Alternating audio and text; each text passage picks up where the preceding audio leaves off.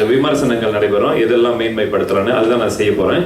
இன்றைக்கு வந்து பேச்சாளர் தயாரா இருக்கிறாரு. அவரோட நோக்கங்கள், அந்த உரையின் நோக்கங்கள் என்னவென்றால், அவையோருக்கு பொருத்தமான தலைப்பை தேர்ந்தெடுத்து உரையை படைக்கவும், உங்கள் உரையை தெளிவாக போதுமான ஆதாரத்துடன் படைக்க வேண்டும், கருத்துகளின் தொடர்பு தெளிவாக இருப்பது அவசியம், இறுதியாக உறுதியான தொடக்கம் மற்றும் முடிவு இருத்தல் அவசியம்.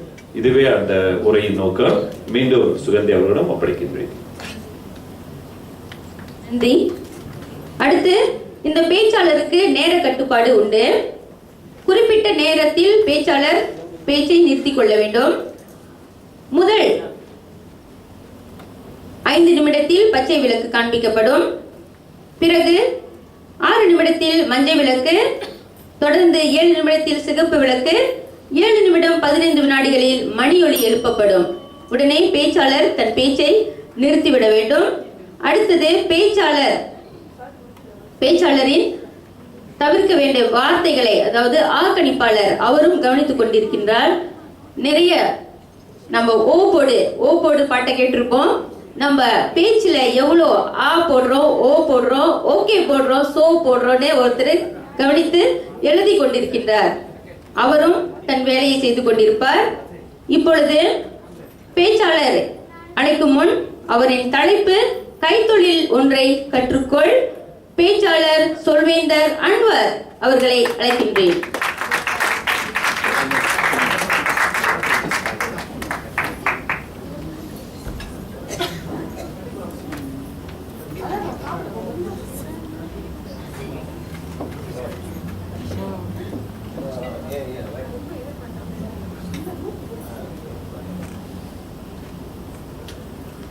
என் மரியாதைக்குரிய மன்ற தலைவர் திரு தர்மா அவர்களுக்கும், முன்னாள் தலைவர் திரு முரளி அவர்களுக்கும், சக சொல்வேந்தர்களுக்கும், பார்வையாளர்களுக்கும் அனைவருக்கும் என் அன்பான வணக்கம்.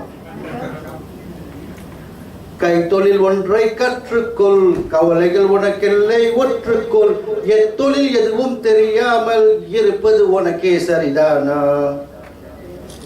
நான் பாடும் பாடல்களுக்கும் நான் சொல்லும் கருத்துக்கும் சம்மதம் உண்டு. ஏனென்றால் நாம் இளைஞர்கள் சமுதாயத்தில் வன்முறை சமுதாயமாக இருக்கின்றார்கள். ஆகவே வறுமையான சமுதாயத்தில் உள்ளவர்கள், நடுத்தர வர்க்கங்கள் அவர்களுடைய தலையெழுத்தை கைத்தொழிலால் மாற்ற முடியும். காரணம் என்னவென்றால், கைத்தொழில் நீங்கள் தான் அதுக்கு முதலாளி. கைத்தொழிலில் கண்டிப்பாக உங்களுக்கு மூலதனம் குறைவாக இருக்கும். உங்களுடைய வருமானத்தில் கொஞ்சம் கொஞ்சமாக சேர்த்து சிறிது அளவுக்கு மூலதனம் போட்டு நீங்கள் உங்கள் தொழிலை ஆரம்பிக்கலாம். 15 வருடத்துக்கு முன்பு நான் அந்த மாரி ஒரு வாகன பட்டறையை திறந்தேன். அதை திறப்பதற்கு முன்பு நான் என் தாயாரிடமும் என் நண்பர்களிடமும் என்னுடைய சொந்தக்காரர்களிடமும் போய் அவர்களுடைய அபிப்பிராயத்தை கேட்டேன். எனக்கு எந்த ஒரு நல்ல அபிப்பிராயமும் யாரும் கொடுக்கவில்லை. என் தாயார் சொன்னார், நீ வேலையை நிப்பாட்டி விட்டால் சேவா கட்ட முடியாது, வாடகை கட்ட முடியாது என்றார். என் நண்பர் என்னை பார்த்து என்ன சொன்னார், நல்லா ஒழுங்கா வேலை செஞ்சுக்கிட்டு இருக்க, அந்த வேலையை ஏன் நீ நிறுத்துற? என்னுடைய சொந்தக்காரங்க என்ன சொன்னாங்கன்னா, உங்க அப்பா வியாபாரம் பண்ணல, உங்க மாமா வியாபாரம் பண்ணல, நீ மட்டும் என்னத்துக்கு வியாபாரம் செய்ய துடிக்கிற? ஆகவே எனக்கு நன்றாக அன்றைக்கே தெரியும், முடிவெடுப்பதற்காக நாம் யாரிடம் போய் எந்த முடிவும் கேட்க முடியாது. அப்படி கேட்டால் அவர்கள் உங்களுக்கு சரியான முடிவை கொடுக்க மாட்டார்கள். அதனால் நான் நம்பிக்கையோடு முயற்சி செய்தேன், வெற்றி அடைந்தேன். ஏழ்மை நிலையில் இருந்து மாற்றம் உருவாவதற்கு கைத்தொழில் மிக உறுதியாக நம்மளுடைய இளைஞர்களுக்கு வாய்ப்பளிக்கும். அதனால் ஒவ்வொரு இளைஞர்களுக்கும் நான் இன்று சொல்லக்கூடிய அறிவுரை என்னவென்றால், யாரிடத்தையும் எதையும் கேட்காமல் நீங்கள் முடிவு செய்யுங்கள். நீங்கள் முடிவு செய்தால் கண்டிப்பாக வாழ்க்கையில் வெற்றி அடையலாம். நன்றாக சிந்தித்து பாருங்கள். அக்கறை இல்லாத சமுதாயத்தில் ஒரு இளைஞன் எப்படி உருவாகுவான்? வன்முறை இளைஞனாக தான் உருவாகுவான். அதுவே சமுதாயம் அவனுக்கு அரவணைப்பு கொடுத்து, அவனுக்கு உற்சாகம் கொடுத்து, அவனுக்கு நம்பிக்கை ஊட்டி, தன்னம்பிக்கை ஊட்டி ஆதரவாக இருந்தார்களால் அந்த இளைஞன் வெற்றி பெறுவான். இன்று நாம் இளைஞர்கள் கிடையாது, ஆனால் நம் சமுதாயத்துடைய எதிர்காலம், முதுகெலும்பு, மானம் இன்றைய இளைஞர்கள் கையில் இருக்கின்றது. அந்த இளைஞர்களுக்கு நாம் எல்லோருமே ஆதரவு கொடுக்க வேண்டும், உற்சாகம் கொடுக்க வேண்டும்.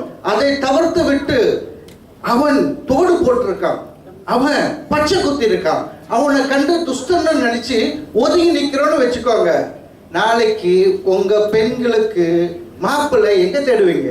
வீட்டுல நல்லா வளர்ப்பீங்க உங்க பெண்ண, ஆனா அந்த சமுதாயத்துல தான் உங்களுடைய மக போய் ஒருத்தனை கொண்டு வரும். அவன் நல்லவனா கட்டவான யாரு முடிவு செய்யறது? சமுதாயம். நல்ல சமுதாயம் இருந்தால், அக்கறை உள்ள சமுதாயம் இருந்தால் கண்டிப்பாக இளைஞர்கள் முன்னேற்ற பாதையில் தயாராக இருப்பார்கள். உங்க பெண்ணுக்கும் பாதுகாப்பு, உங்களுடைய குடும்பத்துக்கும் பாதுகாப்பு, நமக்கு எதிர்காலம் அருமையாக இருக்கும். நான் வியாபாரம் செய்யும் போது ஒரு அனுபவத்தை உங்களிடம் பகிர்ந்து கொள்கிறேன். வியாபாரம் செய்து கொண்டிருக்கும் போது 3 வருடத்துக்கு பிறகு ஒரு தாயார் மகனோடு வந்தார். வந்து என்கிட்ட உதவி கேட்டார். தம்பி, எனக்கு ஒரு உதவி செய்றியா? நான் கேட்டேன், என்ன நான் உங்களுக்கு உதவி செய்யறது அக்கான்னு. தம்பின்னு கூப்பிட்டாங்க, அவங்க எனக்கு அக்கா. அவங்க சொன்னாங்க, என் பையன் நல்லா படிக்க மாட்டான், உங்களால முடிஞ்சா அவனுக்கு வேலை வாய்ப்பு கொடுக்குறீங்களா? ஏன்னு கேட்டேன்.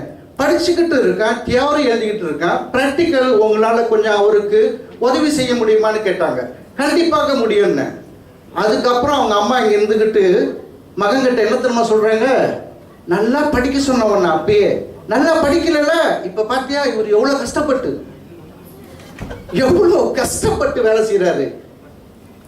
இது ஒரு தவறான கருத்துங்க. நான் கஷ்டப்பட்டு வேலை செய்யல, ஒரு நிமிடத்துக்கு 1 வெள்ளி எனக்கு சம்பளம், 1 மணி நேரத்துக்கு 60 வெள்ளி எனக்கு சம்பளம். சந்தோஷமா, உற்சாகமா, எதிர்காலம் எனக்கு நன்மையாக இருக்கும்னு உற்சாகத்தோட வேலை செய்யறேன். ஆனா ஒரு தாயார் மகனுக்கு என்ன ஒரு செய்தியை சொல்றாங்க, எவ்வளவு ஒரு வருந்தத்தக்க ஒரு விஷயம்.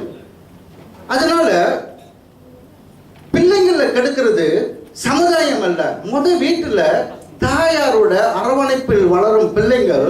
ஒரு பாட்டு ஒண்ணு இருக்கு, அதை நான் உங்களுக்கு சொல்றேன். எந்த குழந்தையும் நல்ல குழந்தை தான் மண்ணில் பிறக்கையில், அவன் நல்லவனாவதும் தீயவனாக ஆவதும் அன்னை வளர்ப்பினிலே. நல்லா உங்களுக்கு அந்த பாட்டை கேட்டிருப்பீங்க. ஆனா இன்று அந்த பாடல் அப்படி அல்ல. ஏன்னா தாய் வீட்டுல மட்டும் இருக்கிறது கிடையாது, வெளியில போய் அலுவலகத்தில் வேலை செய்கிறார்கள் ஆணுக்கு நிகராக. அப்ப பிள்ளையை யார் பார்க்கிறது? நல்ல இளைஞனையா யார் உருவாக்குறது? சமுதாயம். நாம் சமுதாயம் அக்கறை உள்ள சமுதாயமாக இருந்தால் அக்கறை உள்ள இளைஞன் உருவாகுவான். அந்த அக்கறை உள்ள இளைஞன் தான் நம் சமுதாயத்தின் இனத்தை மேற்படியாக பாராட்டுபடியாக நடந்து கொள்வான். நம் தன்மானத்தை நாம் காப்பாற்றலாம். உண்மையா இல்லையாங்க? நீங்களே சிந்தித்து பாருங்க. தோழர்களே, சகோதர சகோதரிகளே, எனக்கு தெரிஞ்ச வரை கைத்தொழில் ஆரம்பித்தவர்கள் வாழ்க்கையில் வெற்றி அடையாமல் போனதே இல்லை. வெற்றி பாதை கடினமான பாதை, அது நான் இல்லவென்று சொல்லவில்லை. ஆனால் அதுல பாதுகாப்பு உண்டு. எனக்கு கொடுத்த நேரம் முடிந்து விட்டதால் உங்களிடம் எனக்கு வாய்ப்பு கொடுத்ததுக்காக நன்றி பாராட்டி விடைபெறுகிறேன். அனைவருக்கும் நன்றி, வணக்கம்.